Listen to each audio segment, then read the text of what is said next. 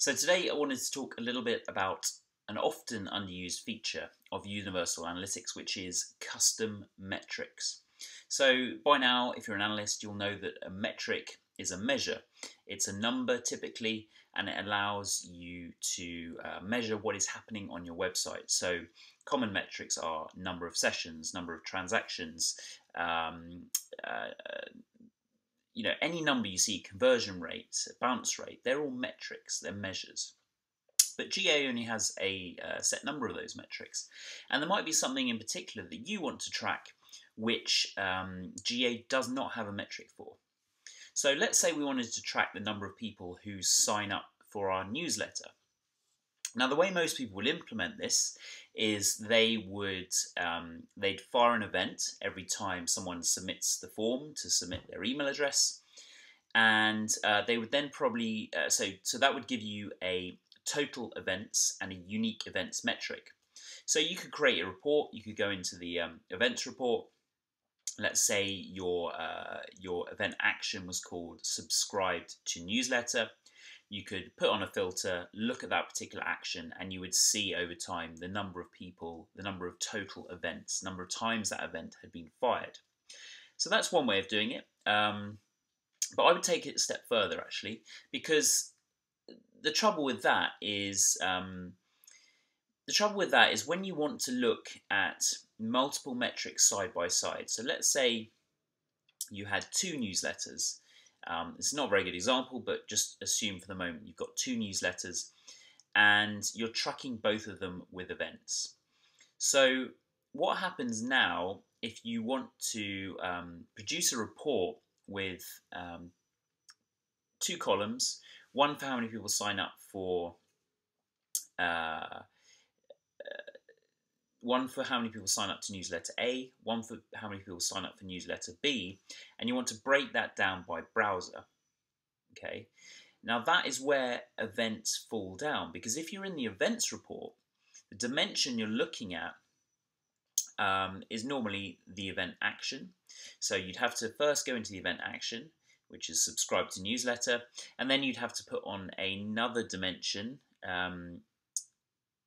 for the for secondary dimension for browser, and then even still you wouldn't have two columns, you just see total number of events. So you'd probably have to first look for event A, write that down, that number, then look for event B and write that down. And it's not impossible, but it's just it's a little bit of a hassle, especially when you want to mix it with, say, 4 or 5 other metrics as well that aren't events.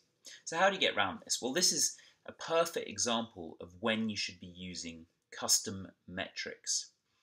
So custom metrics are essentially, you go into the GA admin interface, you create your own metric, which is just a counter, and GA, whenever you tell it to, will count up.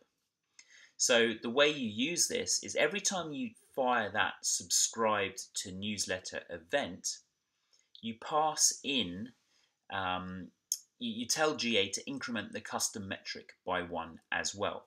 So let's say our custom metric is called newsletter A subscriptions, and we also have a custom metric called newsletter B subscriptions, and we could also throw in a third metric called total newsletter subscriptions. So whenever you fire the event subscribed to newsletter A, you would set custom metric newsletter A subscriptions to 1, so that would increment that counter, and you'd set total newsletter subscriptions to 1 as well. The same for B. You can look in the documentation as to how to do this, but once you've done that, the beauty is then you can go into the custom report section of GA. You can add your primary dimension, say as browser, and then you can add your metrics, your 3 metrics: newsletter A subscriptions, newsletter B subscriptions, total subscriptions. So straight away there, you've got a report. You don't need to fiddle about, you don't need to filter down. You've got all the metrics right there. And then you can add sessions, you can add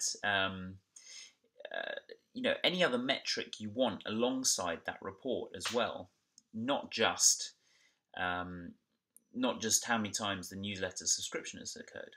So I'd really encourage you to take a look at custom metrics. When you're implementing it, it does feel a little bit like you're repeating yourself because GA is already counting up the number of events that are happening. So why do you replicate it with custom metric? Well, it's to do with the reporting. It just makes reporting easier.